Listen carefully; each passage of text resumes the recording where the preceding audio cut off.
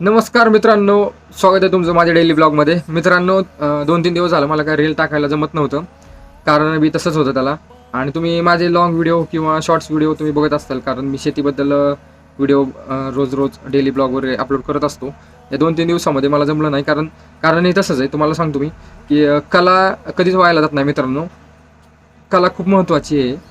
आणि कारण तसंच आहे. कशामुळे मी असं सांगते तुम्हाला, सांगतो की मी पुण्यामध्ये ज्या ठिकाणी जॉब करत होतो, तो जॉब मी सोडून गावाकडे आलो आणि शेतीचा किंवा दूध व्यवसाय करतो मी. आणि त्यातून मला बऱ्यापैकी हे होतं, प्रॉफिट होतं. मी जॉब करत होतो त्याच्यापेक्षाही जास्त मला प्रॉफिट दुधा व्यवसायातून मला भेटते तेवढं. आणि मी जे काम करत होतो ती कला तर माझ्या हातामध्ये होते, व्हायला जात नाही. मग असंच आमच्या गावाशेजारी मी जे काम करत होतो ते तुम्ही बघू शकता. हा पी सी आहे, हा पॅनल आहे. आणि RMC प्लांटवरती मी काम करत होतो मित्रांनो, या PCवरती.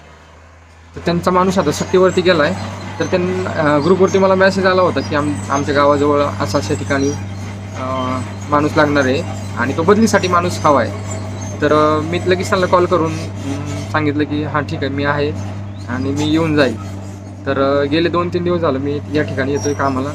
घरचं माझं काम सकाळचं उरकून 9 वाजेपर्यंत मी दूध वगैरे घालून इथे येतो. संध्याकाळी 6 वाजेपर्यंत. 6ला गेलं की आपलं काम करायचं, तोपर्यंत घरचे आहेत बघायला.